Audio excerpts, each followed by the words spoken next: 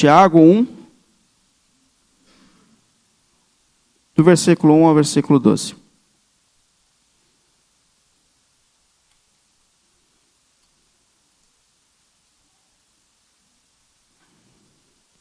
Tiago, servo de Deus e do Senhor Jesus Cristo, as 12 tribos dispersas entre as nações, saudações. Meus irmãos, considerem motivo de grande alegria o fato de passarem por diversas provações, pois vocês sabem que a prova da sua fé produz perseverança, e a perseverança deve ter ação completa, a fim de que vocês sejam maduros e íntegros, sem lhes faltar coisa alguma. Se algum de vocês tem falta de sabedoria, peça a Deus, que a todos dá livremente, de boa vontade, e lhe será concedida. Peça, porém, com fé, sem duvidar, pois aquele que duvida é semelhante à onda do mar, levada e agitada pelo vento. Não pense tal pessoa que receberá coisa alguma do Senhor, pois tem a mente dividida e é instável em tudo o que faz. O irmão de condição humilde deve orgulhar-se quando estiver em elevada posição. E o rico deve orgulhar-se caso passe a viver em condição humilde, porque o rico passará como uma flor do campo. Pois o sol se levanta, traz o calor e seca a planta. Cai então a sua flor, e a sua beleza é destruída. Da mesma forma, o rico murchará em meio aos seus afazeres. Feliz é o homem que persevera na provação, porque depois de aprovado receberá a coroa da vida, que Deus prometeu aos que o amam. Amém? Vamos orar. Pai querido, em nome de Jesus, em nome do Senhor Jesus, mais uma vez nós nos colocamos diante de Ti, da Sua santa palavra, com o privilégio de poder parar nesse dia para buscar a Sua face, forças no Senhor, para ouvir a Sua voz. Por isso, Pai, em nome de Jesus, o Senhor que conhece a cada um de nós, fala aos nossos corações, direcione as nossas vidas, ajuda-nos a lidar com os conflitos da nossa existência. Usa esse mês, essa série, para ajudar a organizar o nosso coração e a nossa vida, Senhor. Nós te pedimos pela Tua graça e pelo nome de Jesus. Pelo nome de Jesus. Amém.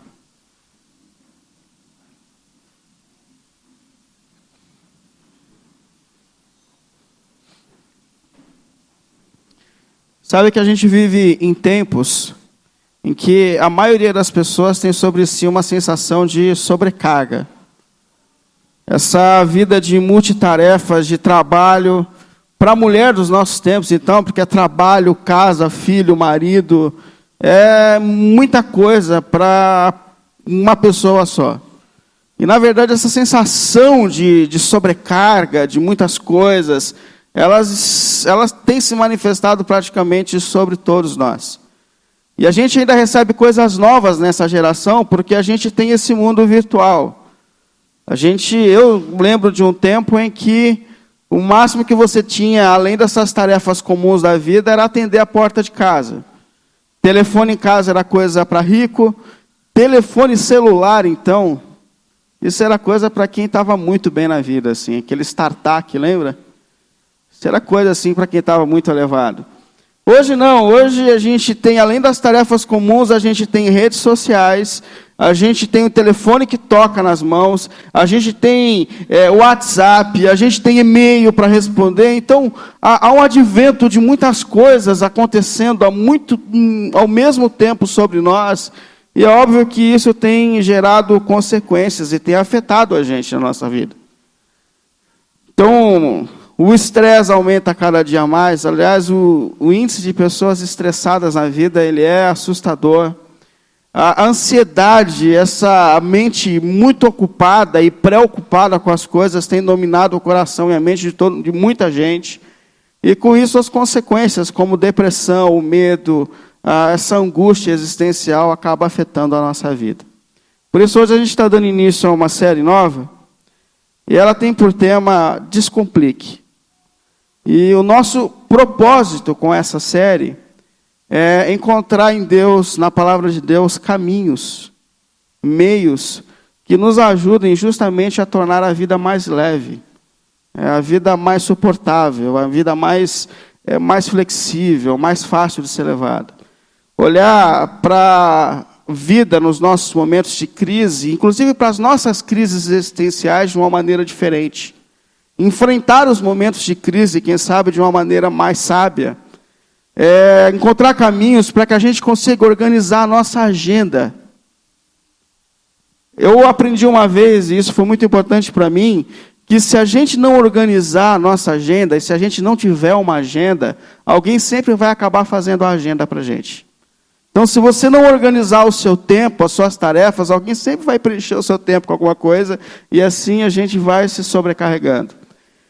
A organizar a questão das nossas finanças, isso faz parte da nossa série. Aliás, queira a gente ou não, a questão do equilíbrio financeiro, como lidar com as finanças, como isso afeta o nosso ânimo na vida, como isso nos abala. Essa descoordenação, como isso mexe com a gente, por mais que nós digamos que não somos materialistas e coisas assim, mas como isso mexe com a gente. Então, caminhos para que a gente organize a nossa vida financeira, inclusive caminhos para que a gente consiga organizar melhor a nossa fé, a nossa caminhada espiritual. A base para essa série, a gente tem a carta de Tiago. Só para relembrar, Tiago, ele é conhecido pela maioria dos estudiosos da Bíblia como um irmão de sangue de Jesus. Provavelmente o mais velho, fora Jesus, filho de Maria. E é muito interessante que, quando a gente olha para o caminhar de Jesus aqui na terra, os seus irmãos, eles não se encontram entre os discípulos de Jesus. Eles não eram conhecidos entre aqueles que criam em Jesus. Mas agora o Tiago escreve uma carta dizendo: eu, Tiago, irmão do Senhor, servo de Deus e servo de Jesus. Alguma coisa aconteceu que fez com que até aqueles que não criam em Jesus passassem a crer. E provavelmente foi o impacto da ressurreição de Jesus. Inclusive a Bíblia fala que Jesus apareceu a Tiago depois da sua ressurreição. E esse impacto da ressurreição, de ter visto Cristo indo para a cruz e voltando à vida ressurreto, fez com que até aqueles que não criam antes passassem a crer que de fato ele era o Filho de Deus, o Deus que veio salvar-nos. E Tiago escreve essa carta à igreja do seu tempo, provavelmente a igreja de Jerusalém, que é uma igreja que passa por momentos extremamente difíceis. Quando a gente lê o princípio do livro de Atos, a gente percebe a descrição de que a igreja ela tinha a simpatia de todo o povo, ou seja, eles eram queridos. Mas coisas aconteceram e eles acabaram recebendo a culpa de muitas coisas ruins que aconteceram nos seus tempos, e essa simpatia que eles tinham de todos, ela vai embora. E a igreja, então, ela passa a sofrer perseguição. Então, Tiago está escrevendo aqui para pessoas crentes em Jesus Cristo, mas que passam por momentos extremamente difíceis. Pessoas que, por causa da fé em Jesus, perderam as suas casas, perderam os seus comércios, perderam a paz, perderam até parentes da sua família, pessoas a quem eles amavam. E Tiago, então, escreve a esse povo com o intuito de ajudá-los a lidar com um momento de crise, com um momento difícil, da melhor forma possível. Da forma mais saudável possível. E sendo esse texto palavra de Deus, Deus escreve para a gente nos ensinando a lidar da melhor forma possível com os nossos momentos de crise e dificuldade na nossa existência. E quais são as orientações de Deus para a gente diante das crises da nossa vida, das nossas crises, das crises que a vida nos traz? Primeiro, Tiago fala que a gente tem que olhar com isso com ânimo. Tente encarar a vida com ânimo. Aliás, ele fala assim: considere motivo de alegria o fato de vocês passarem por provações. Considere motivo de muita alegria o fato de que vocês estão passando por determinadas coisas da vida. Por que ele fala? Porque, aí está no versículo 3 em diante, ele fala: pois vocês sabem que a prova da sua fé, ela vai produzir perseverança. E a perseverança, ela deve ter uma ação completa, ou seja, qual é o ápice? A fim de que vocês se tornem maduros e íntegros, Ou seja, o foco de Deus, quando a vida vem com desafios, com crises, ou quando Deus permite que a gente passe por determinadas situações, Deus tem um foco, um propósito nas circunstâncias da vida. Fazer com que nós nos tornemos maduros, amadurecidos. E se tem uma necessidade, assim, da nossa geração, é essa necessidade de amadurecimento, de maturidade. Sabe que os estudiosos, eles dizem que a gente faz parte de uma geração de pessoas que não amadurecem, ou que demoram muito para amadurecer. E faz sentido isso, porque a gente tem casado cada dia mais tarde, a gente demora muito, lógico, para sair da casa dos nossos pais. Os videogames que mais se vendem, você sabe que é para adultos, não é mais para criança. Então, tudo está relacionado a esse processo. A gente gera filhos mais tarde, a gente acaba os nossos estudos mais tarde. E, de fato, a gente tem, ao mesmo tempo que a expectativa de vida subiu, a gente empurra a vida um pouco mais para frente, a gente demora mais para amadurecer. E não só essa maturidade que demora, mas a maneira que a gente tem criado os nossos filhos, a maneira que nós fomos criados, porque muitos já são adultos, né? Então, a gente faz parte de uma geração de pais super protetores. Fala a verdade, os nossos filhos dessa geração têm vida de rei. Eles podem não saber disso, mas eles têm vida de rei. O meu filho, eu fico escutando ele conversar com a mãe dele fala assim, você quer Danone? Ele fala, quero. Qual que você quer? Qual que você quer? Fala, hoje eu quero de potinho. Aí ela falou assim, não, de potinho não tem, então eu quero de apertar. Então que ele aperta e o Danone sai. Não, hoje eu quero de garrafinha. Quando na vida que você tinha o Danone para escolher? Eu lembro que na minha casa a gente tinha Danone na compra, se desse, porque era secundário, se desse. E eu tenho 2 irmãos em casa, então éramos em 3, o Danone vinha a 6. Vem 6, é? Então se minha mãe comesse um, bagunçava tudo. Então eu tinha direito a um pote mais 4 colheradas do outro. E se alguém desrespeitasse isso, eu tomava Danone, e eu achava que eu era o único doido na vida que fazia isso. Eu tomava Danone de colher em pé. Você sabe o que é isso, né? Você põe a colher e tira ela em pé para durar mais. Se você fizer assim, ela enche. E eu achava que eu era o único maluco na vida que fazia isso. Eu falei, não, eu também fazia isso. Tem um monte de gente que fazia isso também. Eu tinha um sonho na vida. Eu falei, um dia eu vou tomar Danone até não aguentar mais. E quando eu comecei a trabalhar com uns 14, 15 anos, o primeiro salário, eu separei uma parte. Eu fui até um mercado, atravessei a avenida sozinho. Eu comprei umas bandeiras, não vou falar quantas para não escandalizar, mas eu comprei umas bandejas de Danone, eu atravessei a avenida, fui numa esquina bem quietinha, assim, de sombra, sentei. Até hoje eu sinto Danone na minha garganta, assim, passando, não é fácil. E o meu filho, ele escolhe.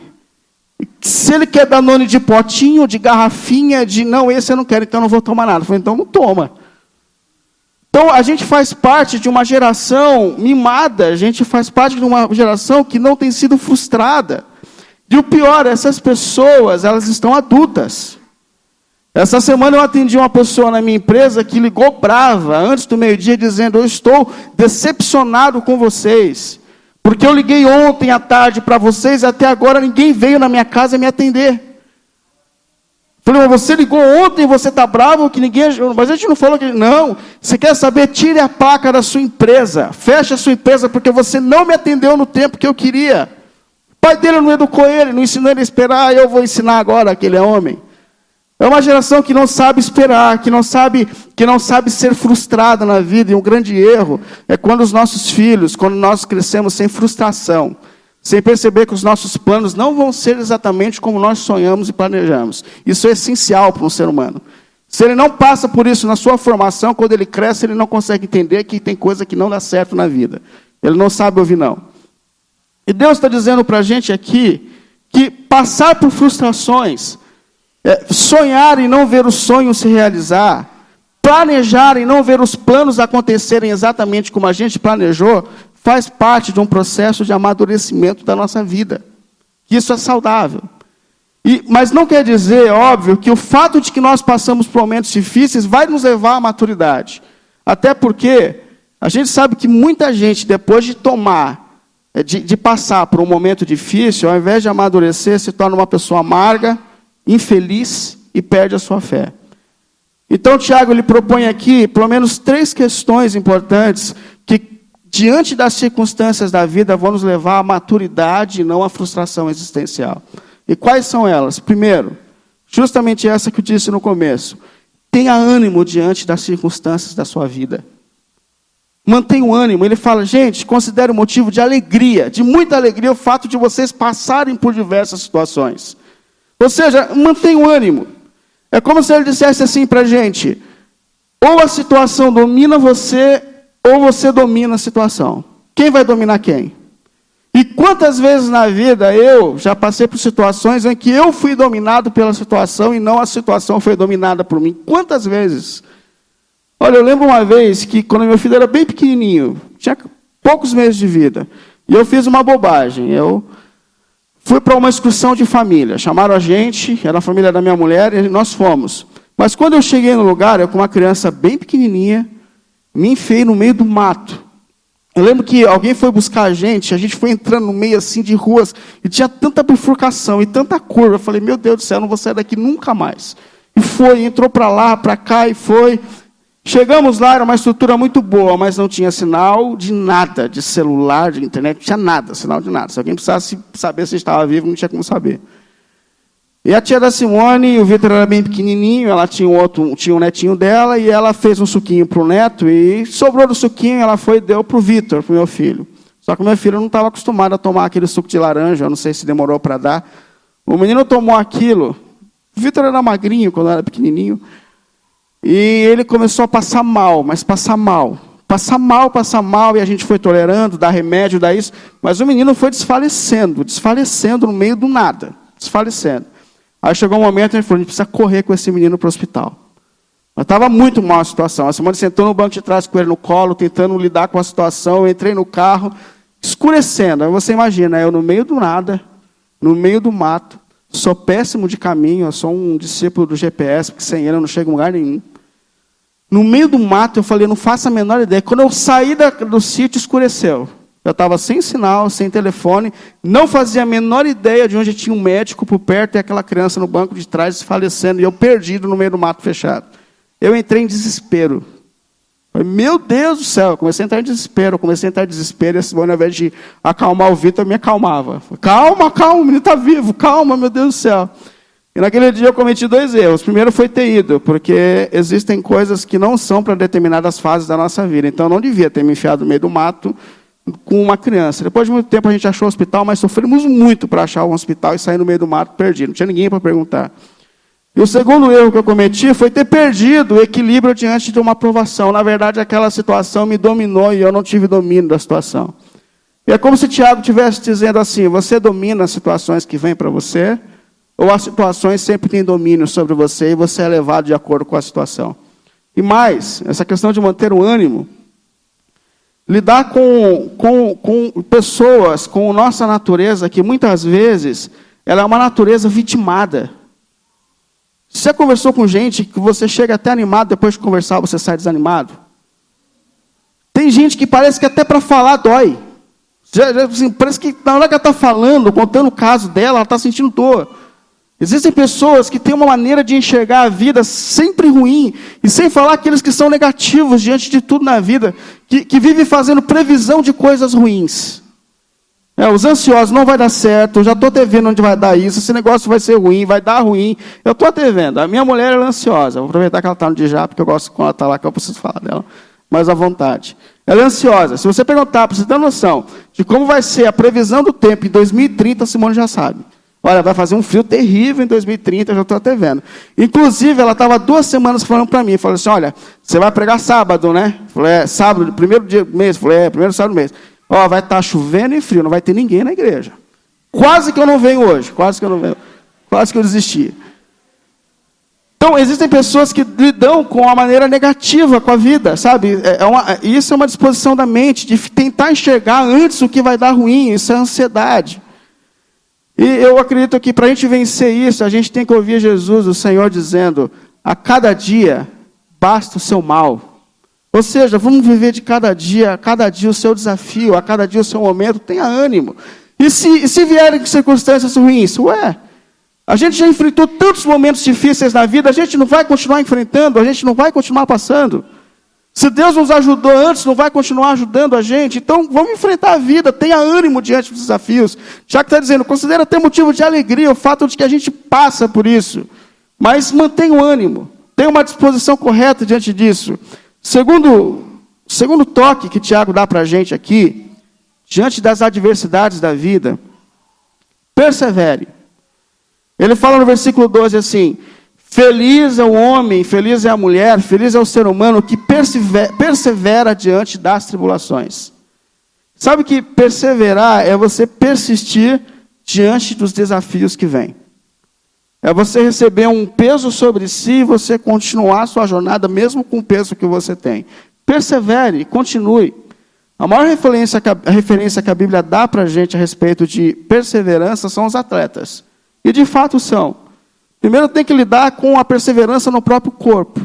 Imagina um atleta fazendo o seu exercício pelas primeiras vezes. Eu fico imaginando um ginasta, dando aqueles saltos pelas primeiras vezes e falando, vai ser impossível que um dia eu execute esse negócio com perfeição. E eles continuam, e eles vão treinando, eles vão exercitando, de repente começa a dar certo. E não só o desafio do corpo, mas o atleta tem que lidar com o desafio da própria mente. Porque imagina quantas vezes eles pensam assim, não é melhor desistir? Não é melhor parar? Será que não é difícil demais? Será que não tem um caminho mais fácil? Será que... Então, eles são usados normalmente como referência para a gente de perseverança. Agora, tem uma coisa na vida de um atleta que a gente tem que levar em conta. Eles passam a vida se preparando para o desafio. Eles passam a vida se preparando para um momento, às vezes, para uma luta, para um teste, para uma corrida. Mas eles passam a vida, e isso envolve neles dia, horário, alimentação, disciplina. Isso acaba envolvendo toda a existência deles. E sabe qual é o nosso maior problema? A gente só age na crise. Quando as coisas estão boas, é tempo de ver série do Netflix, da hora que chega do trabalho até a hora que vai dormir.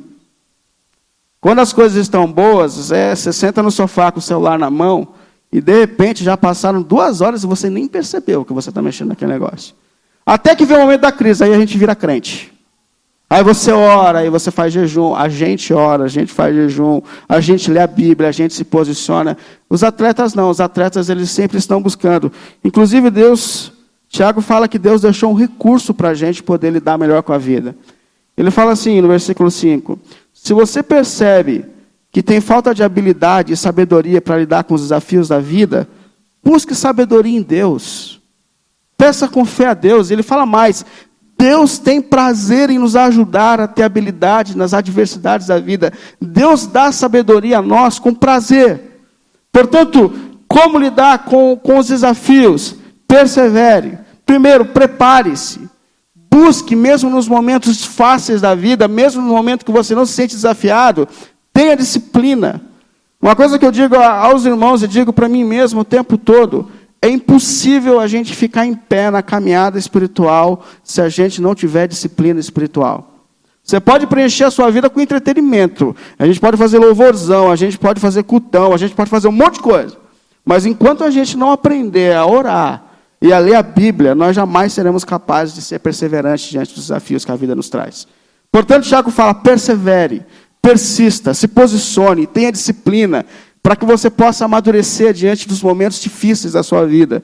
E a última dica que ele dá para a gente aqui, para que diante das circunstâncias, a gente não complique mais ainda as circunstâncias, a gente amadureça ao invés de se frustrar, é perceber a transitoriedade da nossa vida.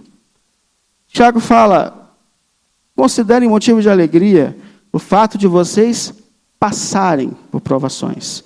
Ou seja, vai passar. Tudo aqui é passageiro, gente. Então, você está enfrentando um momento de luta, você está enfrentando um momento ruim da sua vida, escuta Deus dizendo, vai passar. Esse negócio não define a sua história, esse negócio não define a sua vida.